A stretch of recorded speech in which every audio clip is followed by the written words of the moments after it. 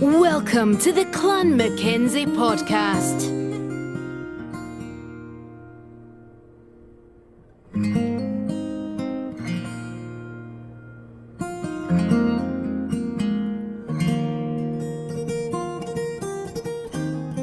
Welcome to the Clan Mackenzie podcast. We're glad to have with us this week one of my favorite guests that we've ever had. Ross McEwen has returned. Thank you for joining us this week.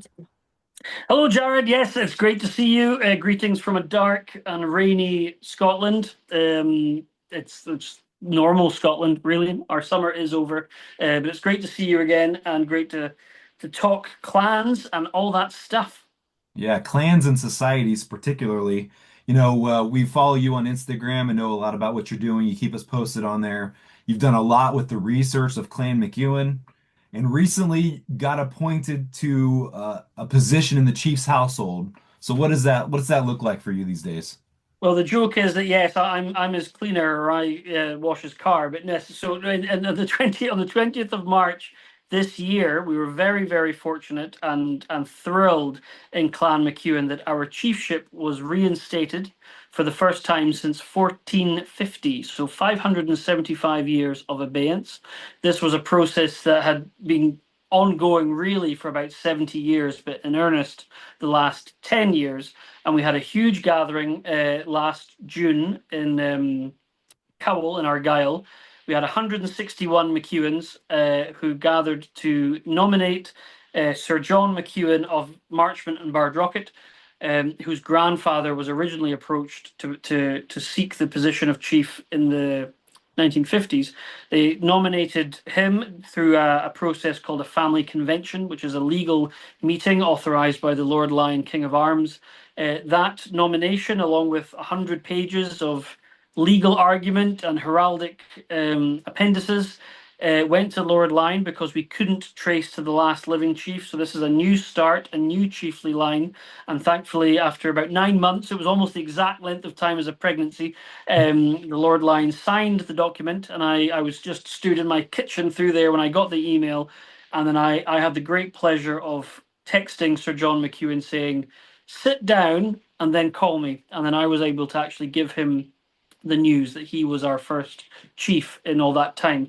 And one of the positions when a chief, historically and today, a chief has a council or a household, a group of advisors and people who inform and are part of the discussions and the planning for clans and their vibrancy around the world and the work around the world. I was very honoured. The document just behind my shoulder there appointed me as the chief's Sheniki, which has a million ways of spelling it, but essentially, historically, it meant the clan herald or the clan bard, the keeper of the history.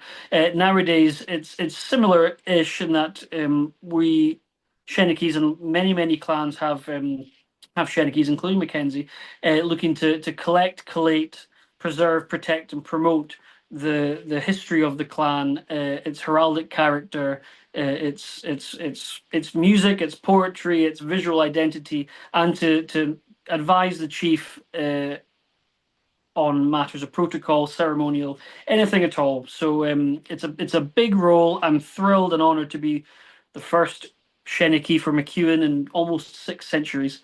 But yeah, so that's been the big change. And we're recording this on the 29th of August, and on the 2nd of September, the full Chiefs Council, the full Chiefs household for McEwen is announced. And we've gathered a wonderful group of people with an array of skills that will complement our aims and objectives and what we want to achieve for the next 600 years, hopefully.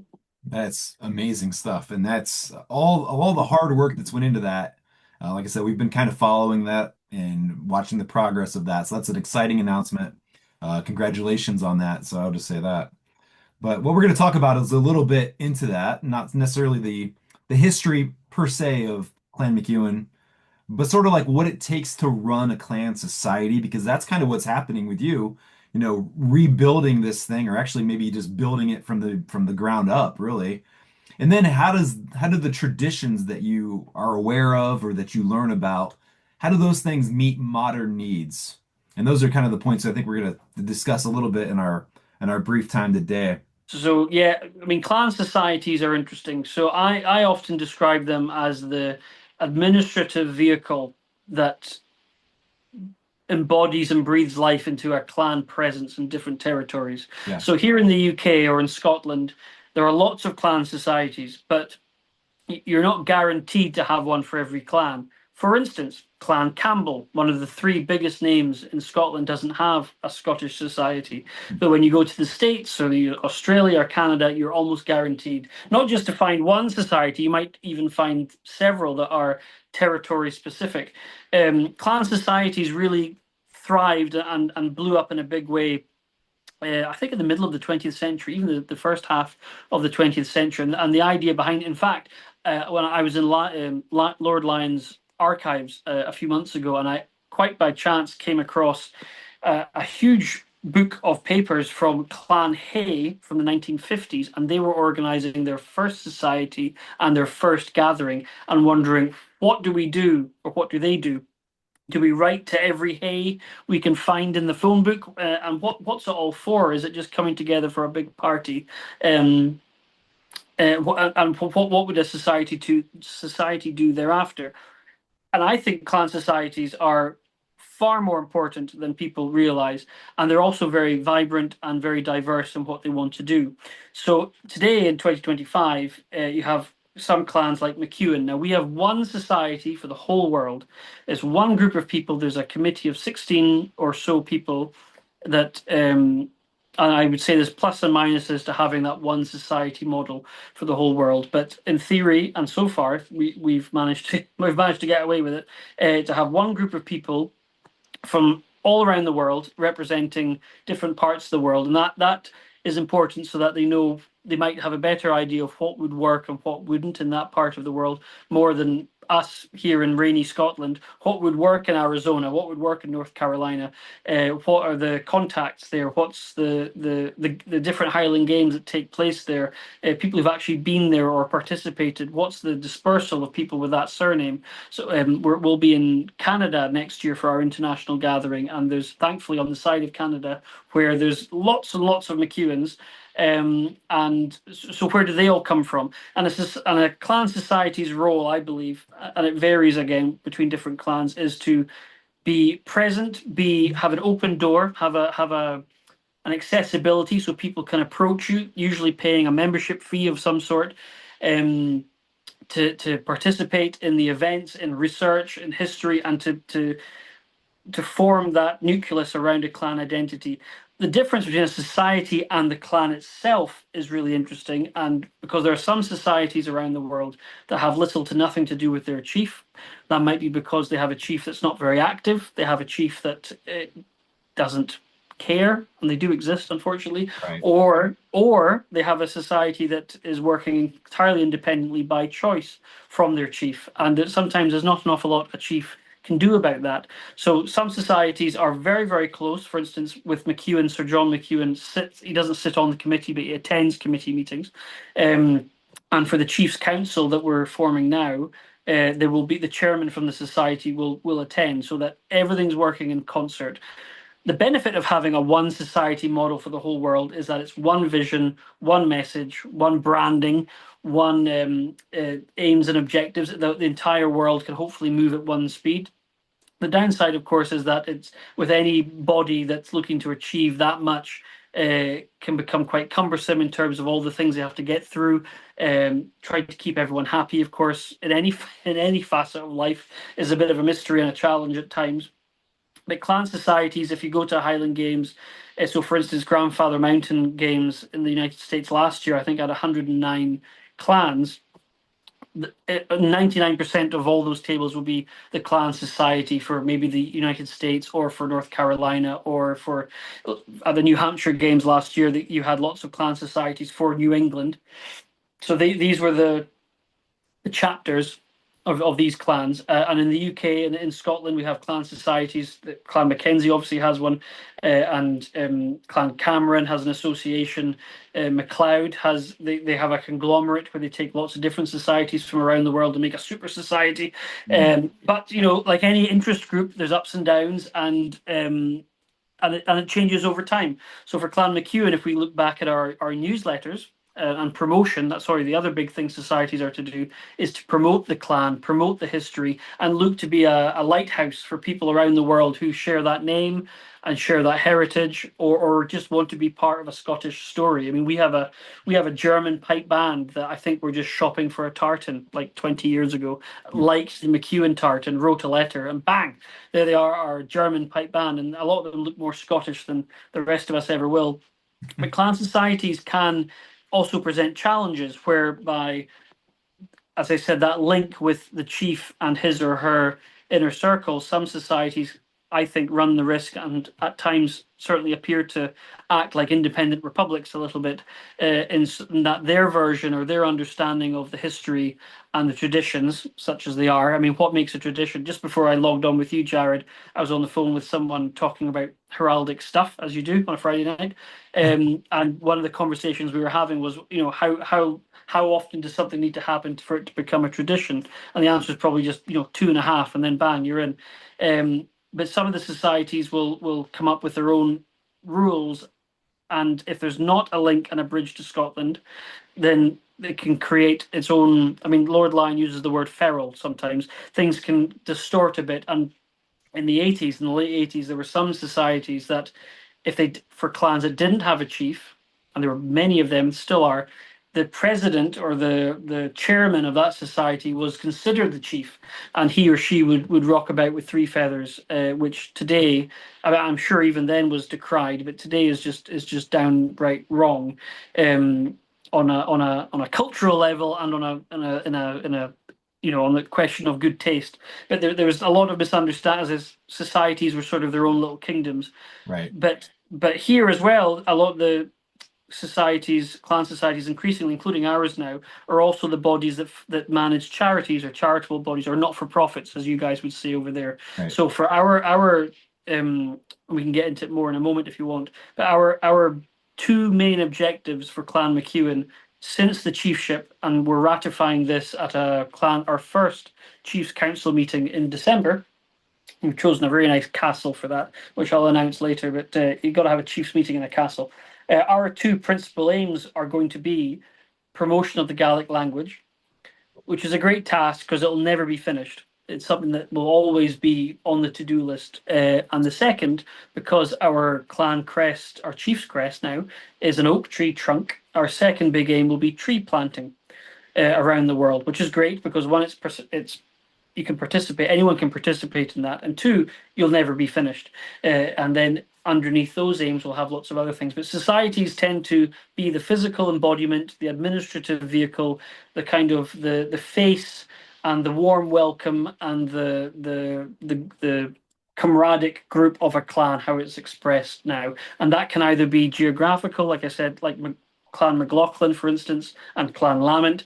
They have, a society in France, a couple of societies in the US. Clan McKinnon has an amazing society in France. Or there are clans like ourselves that have one group, one society, one committee that manages the entire world presence of McEwen. And that society, we appear at between 50 and 55 games a year all over the world. And you go and you'll see the same branding, the same messages. Everyone is armed with the same material that we scrutinize, and we try and make sure that they've got It's the unified. correct Yes. unify, so that, and also as a comfort, so that if you're coming into this and you want to, we have people this year who are convening their first games. They're welcomed into a group and they're provided with materials, with flags, with the paraphernalia. So it's not just solo players. And we've been quite lucky in our clan for certainly the last 30 years or 35 years at least, where we've really operated one model for the whole world. But it's hard work. It's really hard work, but That's pretty pays off. spectacular, and I think that's what really drew me to want to talk to you about this particularly because it does look, again, that unification. It's sort of one message every place you go. It's got the same kind of Yeah. mentality. And that you just recently talked about these different appointments, as back in June you pointed out. One of the things that was said was that there was some historical precedent to the appointments that were made. So, what did that look like, and what were those appointments that formulate this Clan McEwen now? Definitely. So I'm looking behind me because a lot of the books that informed me are over there, but I would embarrass myself by dropping them if I tried to reach out. So for the last, so our chiefship was reestablished in March, and that was a huge effort. I was the lead officer on that work. I'm still recovering from it, but the reason why that worked was the global participation. Regardless of how good or not a document I can or cannot write or contribute to, it would not have gone through, would not have had a chance of going through without the clan, as many people as possible rallying around that cause. So I was reasonably confident for the last 6 years that we were doing a good job in getting lots of people around. I went to one convention last year that had 35 people at it, and I think there was about the same number of people 10 years earlier. Our first convention had 24 people. Our last one had 161. So for the last 6 years, on the side of that, I've been researching, doing a lot of research, because I'm one of for our clan, I'm one of the few Scottish-born people that are involved in the sort of top tiers of Clan McEwen. So I've been researching to see not just what clan leadership looked like in antiquity and in history, but what it looks like now, and what crossover is there without it being what the word, a caricature of itself, whether there's henchmen or things like that. Sure. So I got to shout out a chap called William Shaw of Easter Lair, who is one of the most wonderful and motivating chaps in clan/heraldic world, and he did a lot of writing about 10, 15, 20 years ago on the role of a clan council. In addition to his writing, which I stole some things from, I literally knocked on the digital door of as many clans as I could, and I was very pleasantly surprised with the reception I got, and trying to study as many of all these clans, big names and small ones, what their, especially if they had a chief, what their setup was, what its link to history might be, but importantly, what it's used for now. So a Sheniki in 700 years ago would be reciting poetry, keeping a tag on genealogy of the chief, and passing on oral history and the like. Today, there's still those hugely important historical elements. I don't know if I'll be reciting much poetry. But we'll see how many McEwen ales I have on a given night. But there's still that historical basis. It's that safeguarding, preserving. And that's not to say the history, but that's not to say it's my version of history. One thing we're going to be doing over the next 2 years is taking all, because we don't have as established a history as some other clans, because we've been absent for 600 years, is we're going to spend, well, I'm saying 2 years, it might even be longer than that, is to have, kind of like what the Romans did with the Bible, we're going to collect as much as we can, and then we're going to scrutinize all of it, and then hopefully reach a consensus on what we believe the most likely history is. I'm going to make that clear. This isn't definitively proven. This is what we believe. But the positions, so when designing the chief's household, which I did which Sir John was very, and if he's listening to this, thank you, Sir John, because he put a lot of faith and trust in me and what I was coming to him with. And I made sure that every element of that was referenced, if not historically, if it not through case law or texts like the books that are behind me, with examples elsewhere. So Clan Uckert, for instance, have appointed chieftains, Clan Cameron as well, Clan Mackay. They appointed 6 chieftains a few years ago, and Clan Donald, which is a large independent republic by this point. I mean, they're just enormous. They have a tartan advisor in Peter MacDonald, who's a very nice and helpful man. Their roles of high commissioners. Now, there's an article in 1987 written by Crispin Agnew of Lochnaw, who's a herald. He's been a herald for, I think, over 40 years. He's also the chief of Agnew. And assessing, in that article, he was looking at the wearing of feathers, golden eagle feathers, but exploring the rank of a high commissioner for a role, for a territory, I should say. So a high commissioner for many clans, including ours now, is the most senior individual representing the chief in that territory. So we have a high commissioner for the United States. That's Captain Robert Owens. He is, for all intents and purposes, Sir John McEwen in America. been able to represent him in ceremonial. He manages and oversees all the conveners, which are the people who appear at games, the charitable efforts, everything from branding, tartan, heraldry, merchandise, accounts, banking, enthusiasm, recruitment, the whole shebang. And he has two deputies and then people underneath him. In Canada, we have a High Commissioner for Canada and we have a High Commissioner for Oceania in Australia and New Zealand.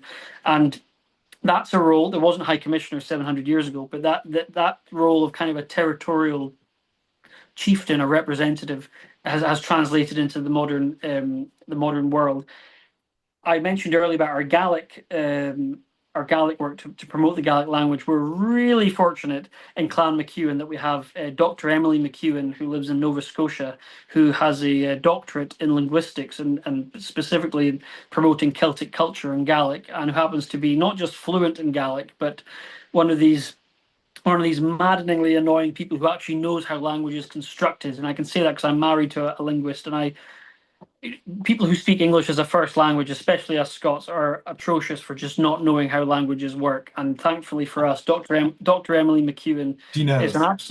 an expert. She does. She's a wonderful person, thankfully, Yeah. and good fun, full of beans. And so she will be leading on the Chief's work to not just promote Gaelic for our members and our clan members, but also maybe. Well, I'm hoping we can devise and create material that other clans can utilize, and so that because we're not competing for the same people, which is lovely. So the materials that we come up with for Intro to Gaelic or and more advanced Gaelic lessons on resources and stories and myth busting, we can actually make available to other clans so that this quality of work is represented. So our chief, and we have a lieutenant as well, or a lieutenant if we're being traditional. That's a role that has its history in being a kind of an armed guard. Thankfully, Sir John McEwen is not controversial enough that he needs one yet.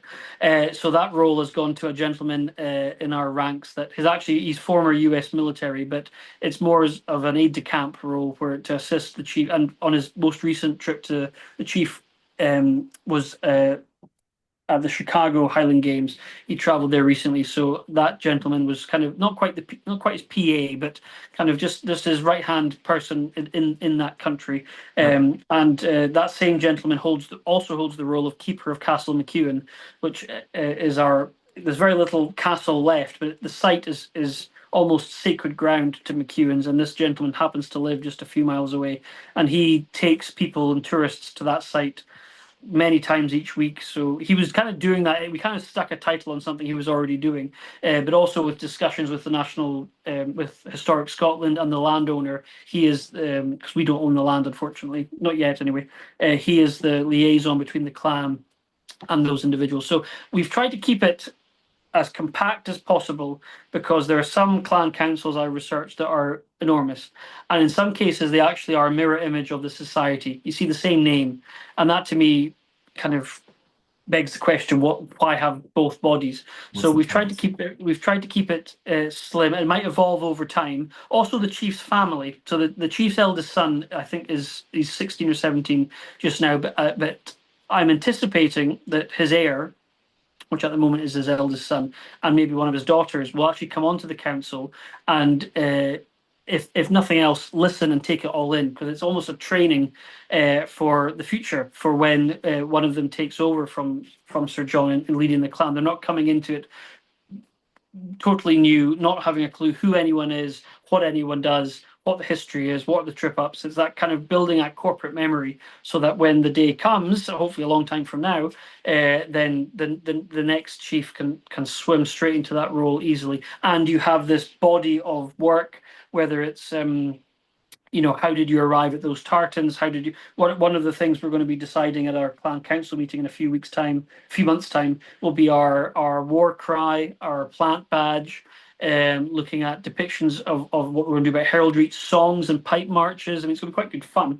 And then this information that we decide upon will then be disseminated, in our case, to one society. But if it was a different clan, it goes out to all the different societies to learn, to embrace, maybe challenge if they want, but we can have that discussion and then push out to the membership so that the cultural offering of McEwen, in our case, but it could be any clan, becomes richer and more interesting and evolves and takes into consideration, a clan in a modern age. We have enormous membership in America and Australia, and we're looking at ways to integrate their cultures into ours. Sir John McEwen is very keen on establishing a link with a Native American tribe, for instance. It's very high on his list. And we have some clan members, some McEwen clan members who have very close family. In fact, one case, it's a grandfather who's a chief of a legally recognized Native American tribe. So it's just letting the imagination be the first distiller of what ideas you want.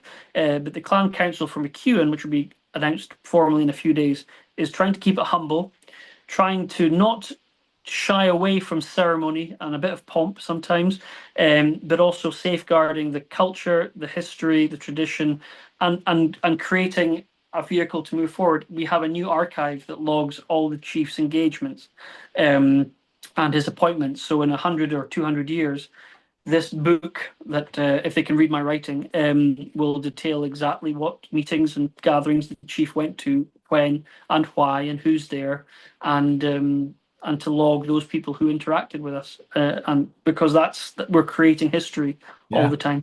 That's exciting. I mean, that's got to be so fun, so much fun, honestly, for you actually kind of paying attention to that, helping reestablish these records and things like that you love doing that anyway. So now you get to do it, Yes, getting to do it for your clan is pretty exciting stuff. So as you looked at these different clans from like from the world stage, so to speak, you knocked on doors. Yeah. You heard some probably that were inspiring with what they were doing, some that were maybe questionable, like you were saying, like that's strange that they do that. What were some that stood out the most to you? Can you think of any examples? Yeah, God, what a great question. I mean, I really did so many. I mean, it was funny, really, because my wife would, she'd hear me chatting on the phone in the house, and it was always, which clan's that. I just became totally obsessed with it, but I am utterly obsessed with sharing learning. I was a university lecturer. I was Scotland's youngest university lecturer for a while. I was 21 when I started teaching in uni a long time ago, and I did that for a wee while. And partly because just having an inbuilt, incurable obsession with sharing learning, because I think it probably comes from my grandmother, who was equally obsessed with it, because those are the tools and ingredients that people need to build upon. So for me, going around all the different clans, some of them were thrilled to talk to me because some of them had never been asked the question of how they function, and also it gave them cause to look at it themselves. Yeah, that's what I do. Clan Sinclair were really interesting because and actually, our home here on the Kirkcaldy Dysart border is actually built on St Clair land. In fact, in our house deeds up until 2004, I think the Earl of Roslin, who's a St Clair chieftain, could turn up with a spade and dig the minerals from underneath our home. Clan Sinclair was good because their presence, especially in Canada, is really strong. I looked at them. I looked at them a lot for Chief's Piper. So we've appointed a Chief's Piper, and for instance, with them, they have the pipe banner that goes onto the actual pipes themselves. Buchanan were another one. So I'm quite friendly with their chief and their family, and they were interesting because they reformed their chiefship within the last 7 or 8 years after 340 years. So they were kind of starting again as well. And there's a documentary called Meet the Buchanans, which I would highly recommend you watch. It's an hour and a half, and it logs and it documents in a really wonderfully open and very heartwarming way. Excuse me. The lead up to their inauguration, which was a huge deal. So they have a parliament. In fact, I was with one of the chief's sons yesterday at a Highland Games in Oban, and just looking to see what they did. I mean, again with numbers, we're not one of the biggest. We're certainly not the smallest clan, but we have an international gathering every year. We're not a McLean, McLeod, Mackenzie level, not yet. But we have enough people that we could warrant a Chief's Piper, a Chief's Banner Bearer. That was another one I quite liked. Again, Buchanan were a good inspiration for that, and making a big deal of it. So the gentleman we have as our Chief's Banner Bearer, Ewan Rowland, is a wonderful man, and we all think a lot of him. Uh, and we flew the Chiefs banner for the first time at Stirling Castle in May. We had a big ceremony there, and it was about putting importance into this. And he's marching in a huge parade in Edinburgh in a couple of weeks' time. But it was about treating all this as not just dressing up and playing fun. This is actually quite important stuff, and it's looked upon importantly. So I would say Buchanan were a big inspiration. Sinclair as well. Donald in a way because they have a wonderful high council meeting. So Donald have I think 5 or 6 chiefs now. But even some of the smaller, I mean, Mackay was great. John Wells, if you're listening, an American Mackay chieftain, he was a great help. Uckert and Lament, and I really just, I went. Robertson was a nice one. I had a very long phone call with Robertson, and some of these people I've not spoken to since, or I've not heard from them since. So it was just a deep dive in collecting as many documents as I could. But there's so many out there, and actually in some cases I found paperwork that related to some of these clans that was 30 years old and it had since kind of fallen apart or gone Yeah. quiet. So actually, it was like a snapshot in time. And again, William Shaw of Easter Lair sent me piles of stuff that was really, really interesting that I still have and still make reference to. But so I tried to pitch it halfway. So you have one option where you just ignore all this pomp stuff and all this ceremony. And do you really need a flag bearer? Do you really need a piper? Compared to the other side where people are thinking maybe too much of themselves or losing the I had a conversation yesterday with Richard Oliphant, the chief of Oliphant, and we were debating and discussing the line that the chief is the first among equals, and the idea is that the chief, in fact, I can't take credit for this. This was all Richard Oliphant. Is that a clan is like a cart wheel, and the chief is the middle. But if you were to lay the cart wheel flat, they're all the same height. It's just that the chief is the thing that holds everything together, but Yeah. everything plays its part. So we tried to pitch it in between not caring at all and maybe empire building for some people, right in the middle where we're realistic, we're modern thinking, we're not going to lose sight, I hope, of the doing things. Right. And you and I have spoken before about a clan's purpose, but we're leaning into a modern expression of clan ceremony because when people come to Scotland or come to one of our events, this for many it's the first time they've come to Scotland, so it's not quite putting on a show, but it's wanting to celebrate all of this. And if Yeah. that requires a bit of pomp and ceremony, then I'm a-okay with that. I think But there's that's a lot. fun. It's fun too, right? I mean, Yeah. it's like you said, it's the what people want to see, but it's also honoring the tradition too that's already been established. So why not embrace it and just I think it's I mean, that's just me. I think it's fantastic. When I see you posted the video, I think from the one from Sterling, um, I Hmm. thought it was fun to watch. I enjoyed watching it. I thought, wow, Well, I'm glad. I mean, do that. we got the A-OK that was going to happen about an hour before it did. So we Yeah. we had turned up. We had pipers. We had the Lord Provost was there.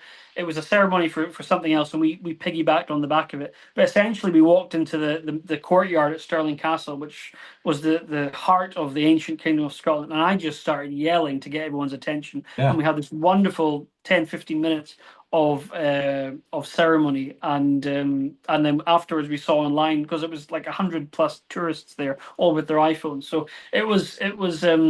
Yeah, I think that kind of stuff is great as long as it's balanced with the grounding stuff. And I think we're reason because we're the new kids on the block, and we've really had to work hard to get to this level. I certainly hope. Although saying that, I texted the chief lieutenant 2 or 3 days ago saying we need to get you a sword. So I think sometimes our emails look a bit odd, but yeah, you balance. Everyone should have a sword, I think. Yeah, the Scottish government will be watching you closely, it sounds like, probably. If not already, If Garrett, not absolutely. already. Yeah, true.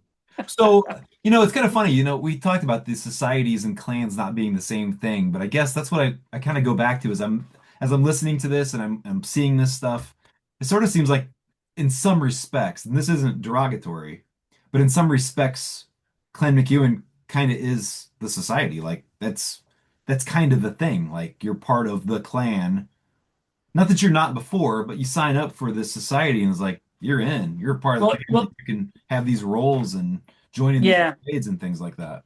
Well, it's a really good point, and it's one that you will not be surprised to hear that I've been asked over the last sort of almost a year. So I stepped down from the committee of the Clan McEwen Society at the end of last year with this in mind, and that's why in the membership of the council, the Chiefs Council is not a mirror image of the society. Also, the society, we have some people who sit on the society committee who they all they love. Well, I wouldn't say all they love. They just love convening games. They love showing up to Highland Games. They love having a tent. They love encouraging and embracing people. They don't necessarily want to get bogged down in paperwork and legal entities and Yeah. excuse me, things like that.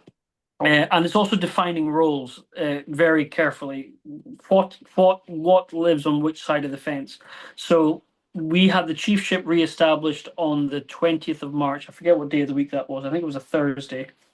And on the Saturday, we announced on the Sunday that so the day before, on the Saturday, I met with Sir John McEwen and Sean McEwen, who's the chairman of the society in Edinburgh, and to talk about which side of the line would what go. You know, the society is the main vehicle for Highland Games appearances, and we do a lot. It should stay there. Heraldry and inquiries about history, that'll live on the clan. The inquiries can come through the society, but the information resource is on the clan side. And it's literally a bit like putting tennis balls on either side. And so there's been a lot of chatting about that because you also don't want to create work unnecessarily. It's important for everyone to know what the remit is, so it's not going, oh, that's my job or that's your job. Because clan world, I mean, no one gets paid. I should say one society in particular, they actually have their secretary is a paid position, and that's her full-time job. No one in Clan McEwen takes a salary or often even expenses. So you have to create something that lives as harmoniously as possible with your own lives and the expectations and the availability of some people. Just the day before the chiefship announcement, which happened on a Sunday evening for us, the day before Sir John, the society chairman, and I met in Edinburgh for a few hours when no one else in the world knew the chiefship was alive again. It was really quite an exciting couple of days. But we were talking about what lives on what line, you know. So the society committee meets, I think, once a fortnight or once every 3 or 4 weeks. The clan council is going to meet once a year, you know. So just to, because there's no point having a meeting for the sake of it, because there's enough meetings in life. The society is going to keep the Highland Games remit in terms of information resources, whether it's heraldry, whether it's history, whether it's whatever. That will feed from the council to the society. In terms of genealogy, you know, we spoke about this on a previous podcast, Jar, but DNA testing is just not a very big deal here at all, and it should be. I think it would help. It would certainly, but I think I'm almost paraphrasing exactly what I said before, but the danger we're having now is that those from America and other countries are now matching with each other rather than matching. There's not an enormous base of Scottish DNA for people to explore and match with. So there's a huge desire for creating a massive McEwen family tree. There are some clans that have done amazing DNA projects. Yes. In fact, I did a talk in Boston about this in September last year. It's wide, but also there's a lot of people, but some people might be feeding into several different projects. So we're in a journey of discovery just now. But the first meeting of the council, which will be the first week of December, in a wee castle around, well, it's not very wee, in a castle around the corner, we'll also be looking at, and that's why the society chairman being there is important, so that communication. We're not going to be stepping on their toes to do with the tree planting. That's them. And I think for any society and council trying to make this not quite McEwen specific, knowing what needs done, what can be done, what wants to be done, so that people aren't stuck in roles that they just hate / are not, they might not be very good at because they hate it. So it's also important not to just make roles for the sake of it. I mean, there are some charities that would a friend of mine was talking about, the committee is the busiest bit of the charity, because when they meet once a quarter, because the rest of the work has either fizzled out or doesn't happen anymore. So it's important to make sure that we're meeting for purposes. And also, sorry, my mind's jumping around. The little books that you find in tourist shops over here about clan histories, we're in talks with a publisher about getting an updated one for McEwen. The new Clan and Family Encyclopedia, the volume 4 is now being put together.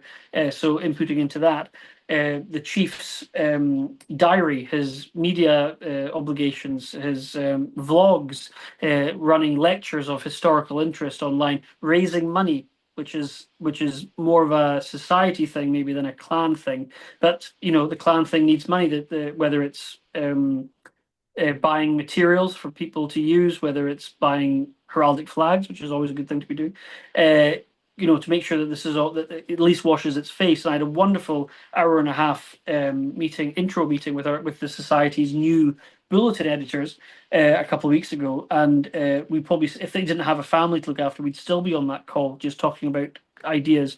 But it needs to learn. It needs to sit on the right side of a line, and that's very important for me.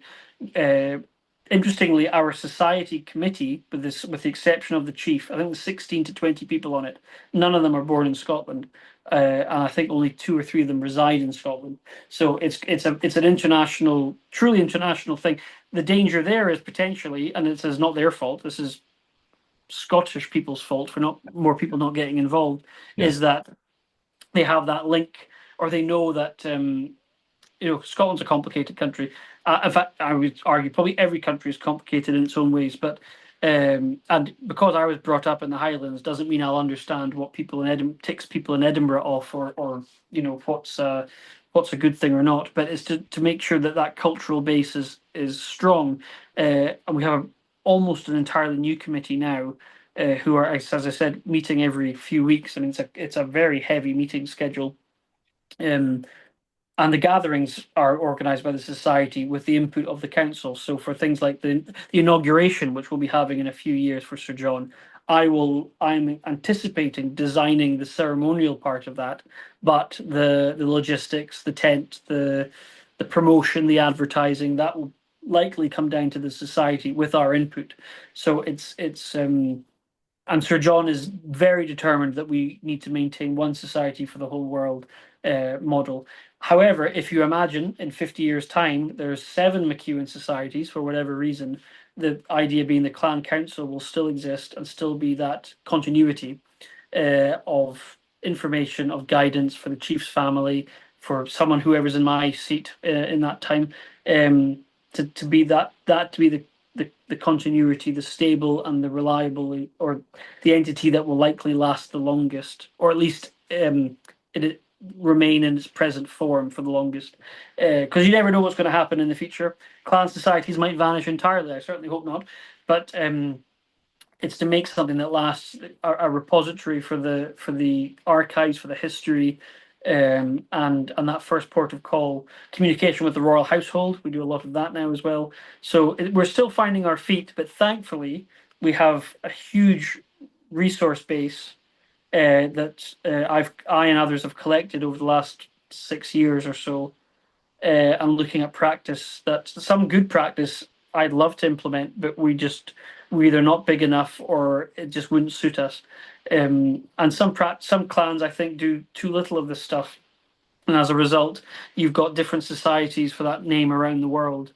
I mean, I'll tell one example here, which I'll try and keep the clan names secret, but there was a Highland Games, not in the UK, I'm happy to say, where one clan were protesting being positioned next to another clan on the site plan in their tents, and it got so bad that clan pulled out of the games entirely. And before that, that representative would not stand in a photograph with the representatives from this other clan because of something that happened 500 years ago. Oh, really? And Wow. I mean, I'm telling you the abridged version, but Oh, I was sent this from our High Commissioner in that country, yeah. for advice and steer. So I actually, he half came up with the idea. I just I just said go for it was, well, why don't we offer to go in the middle lane? Because we also had a historical problem with this clan, but this is 2025. We all need to grow up a little bit. Right. But that was a steer that came from the council side, to say, yep, go for it. In case, because we're operating one global character. Our the characteristics of our clan are thankfully unified at the moment. But there's some crazy stuff that happens out there. Now, that particular clan has many societies around the world. The one that had a big problem with everyone and went off in a huff and spat their baby toys out of the pram. That clan has no clan body. I don't know if having one would have made a difference, but they have many, many societies around the world. And that, to me, from the outside, and there's always three sides to a story, from the outside just breaks down that continuity and that grounding base. And you have some people who make, perhaps act a bit like their own emperor, and maybe losing touch of the fact they're part of a global family and that we're all representing that said family when we're out and about. Ross McEwen, we thank you very much for being with us this week. We're going to come back for part 2. We've got a lot more to talk about with the societies and the clans just in general and how they operate. But you're a wealth of information. Thank you very much for your time.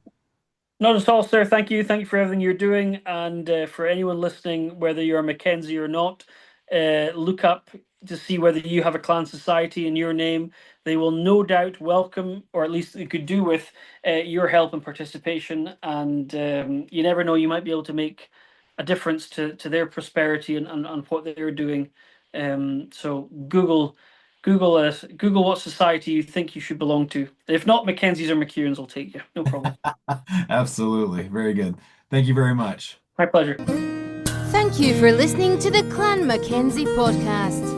To explore more about our history, heritage and ongoing work, visit clanmackenzie.org. Be sure to follow, share and leave a review. Your support helps us continue defending the future by understanding the past.